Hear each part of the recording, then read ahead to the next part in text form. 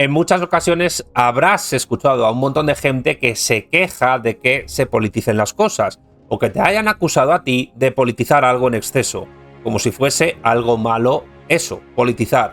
¿Pero qué significa politizar? ¿Y politizar es algo malo o es algo bueno? En este vídeo de mi serie sobre fundamentos de la política, basado en mi libro La política 100 preguntas en mi canal de YouTube, que es el vídeo número 7 de la serie, voy a tratar de responder a esa pregunta.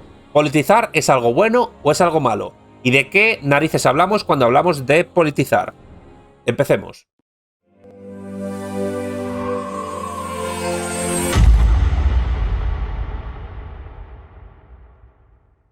Politizar consiste en dar contenido o carácter político a aquello que a priori no tiene dicho carácter, ya sean cosas, acciones o ideas. También es inculcar a las personas el sentido de la política, o lograr que alguien se comprometa en cuestiones que se consideran políticas.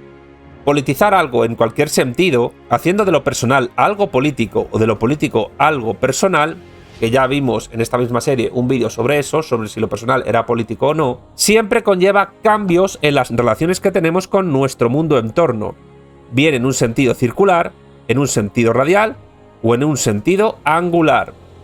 Y ya vimos en el vídeo 5 de mi serie lo que es el espacio antropológico para entender estos términos: eje circular, eje radial o eje angular. Dejo abajo en la descripción del vídeo ese vídeo número 5 para entender de qué hablamos cuando hablamos de espacio antropológico. Sigamos. Los mecanismos para politizar a las personas han sido variados en la historia, pasando por el primero de todos, la conformación de la vida política como tal. Una vez constituida esta, su curso ha experimentado diversas formas de politización, mediante la imposición violenta de ideas y de políticas a grupos humanos diversos, tanto dentro como fuera de las fronteras de una sociedad política, mediante la diplomacia y la negociación con otras sociedades políticas, etc. Politizar, además, suele ser asociado a adoctrinar, aunque no son necesariamente lo mismo. Adoctrinar puede ser entendido como el hecho de instruir a alguien sobre cómo ha de obrar o comportarse, pero no necesariamente ello conlleva politizarle. También puede ser definido como enseñar los principios de una doctrina o creencia determinada con la finalidad de ganar partidarios a la misma. La doctrina puede ser política, económica, religiosa, filosófica o artística. Todas ellas son producto de la vida política, y todas ellas son, a su vez, ideologías o cosmovisiones propias de un grupo determinado de personas que se enfrentan a otras cosmovisiones de otros grupos. Porque sí, no toda ideología política es una doctrina filosófica, pero toda doctrina filosófica es una ideología política, guste esto o no a los que siguen una doctrina filosófica en particular. Sigamos. Y esto no le quita racionalidad a la doctrina, ni tampoco le quita racionalidad a la idea de ideología política. Insisto, sigamos. Según el marxismo, las ideologías forman parte de la superestructura de los estados, y están a su vez determinadas por, y se conjugan con, la base técnica, tecnológica y científica de ese mismo estado, que no es sino la estructura de la economía de una sociedad política, o más simplemente, la forma en que se producen los medios fundamentales para la estabilidad y la recurrencia de toda sociedad política. Ahora bien, cuando esa ideología o cosmovisión es la hegemónica en una sociedad o sociedades políticas concretas en un sentido epocal, histórico o de largo alcance, lo que le llamaban los alemanes la Weltanschauung, atención a la pedantería que acabo de soltar, sigamos, la ideología o grupo de ideologías se convierten en dominantes de esa época. Frente a esta ideología dominante compiten otras ideologías que buscan ocupar su lugar, y tratan así de cerrar una época histórica con ello.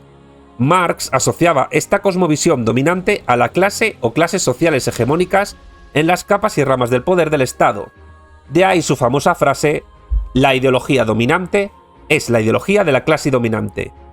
De esta manera, la clase dominante es la que dispone de mayores medios y recursos políticos para realizar procesos de politización o adoctrinamiento. Es decir, que la inmensa mayoría de las cosas que nosotros pensamos, las pensamos porque existe, según Marx, una clase social dominante, hegemónica en una sociedad política, en la estructura económica moderna, en el modo de producción capitalista, que produce esas ideas y lo hace para asegurar su dominio y volverlo casi ilimitado en el tiempo.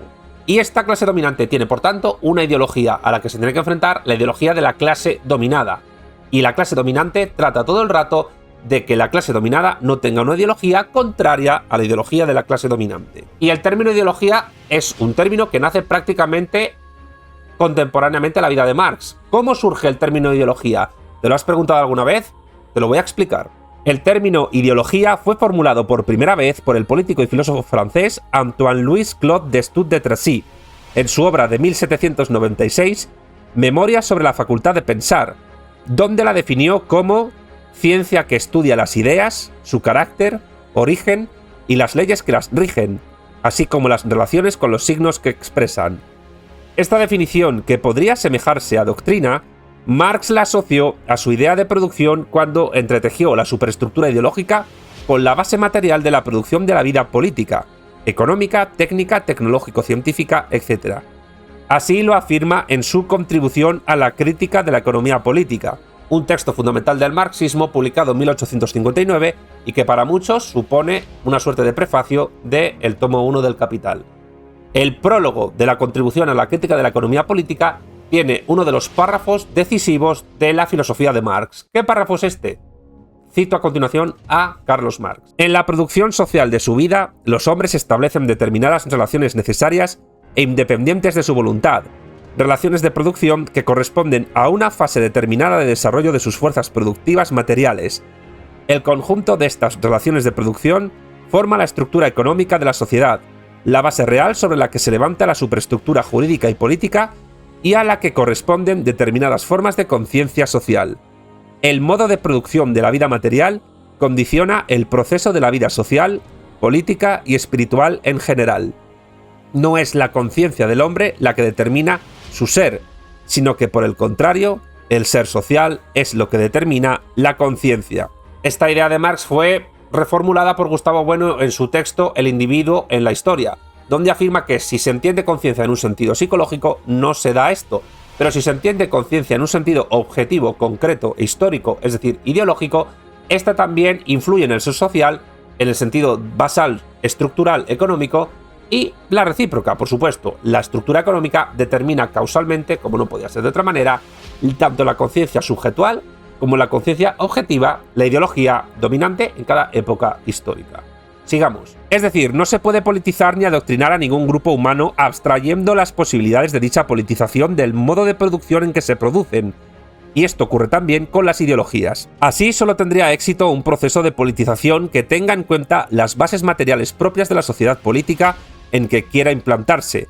Por ello, es anacrónico adoctrinar a las personas en ideologías periclitadas por el progreso técnico, económico y científico, aunque haya ideologías de largo recorrido histórico con capacidad de adaptación mayor a distintos modos de producción, por ejemplo las religiones, que no dejan tampoco de ser ideologías. Exacto, las religiones también son ideologías, en tanto que son cosmovisiones de un grupo social contra las cosmovisiones de otro grupo social. Y con ideologías periclitadas quiero decir ideologías que ya tuvieron su momento histórico y hoy son arqueología. Sigamos. Ahora bien, el término politización o adoctrinamiento tiene connotaciones peyorativas en muchos casos, pero no necesariamente es así. Lo que ocurre es que lo bueno o lo malo de todo adoctrinamiento político no se resuelve en una cuestión ética y moral, ámbitos en los que el bien y el mal pueden ser definidos de manera extrapolítica, aunque la acción política tenga en cuenta dichos ámbitos también para desarrollar sus planes y programas. Si, como ya dijimos, la verdad de toda acción política se verifica por sus resultados, el bien y el mal de toda acción política se verificarán también en base a la causalidad que determina el fin logrado al partir de los medios empleados. Esto vale también para la politización o adoctrinamiento. Recomiendo el vídeo que dejo abajo en la descripción, que ya dediqué en esta misma lista de reproducción a si el fin justifica los medios. Os lo resumo un poco. El fin no justifica los medios determinan el fin. Sigamos. La politización de las personas no es buena ni mala per se, depende de los fundamentos de la ideología y de los medios con que se realiza dicha doctrina, y los fundamentos son también medios. Además, estos fundamentos y medios determinarán el fin que logra dicha politización. En dicha causalidad, la desviación de una trayectoria inicial por parte de una ideología solo se entenderá como mala si es posible determinar que su posición antes de la desviación era buena.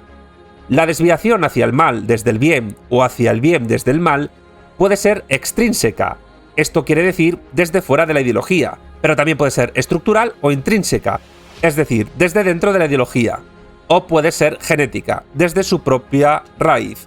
Por eso, la frase de Stalin, los principios vencen, los principios no se concilian, es oscura y confusa, porque si los principios están mal, la ideología acaba fracasando. Y por cierto, sobre esto irá un libro próximo mío, que saldrá el año que viene. Las implicaciones antropológicas y políticas de estas desviaciones llenan la historia de la vida política de multitud de procesos ideológicos curiosos que solo a posteriori, cuando el radio de acción de una ideología ha cesado, es posible valorar su acción politizadora y por tanto su acción política.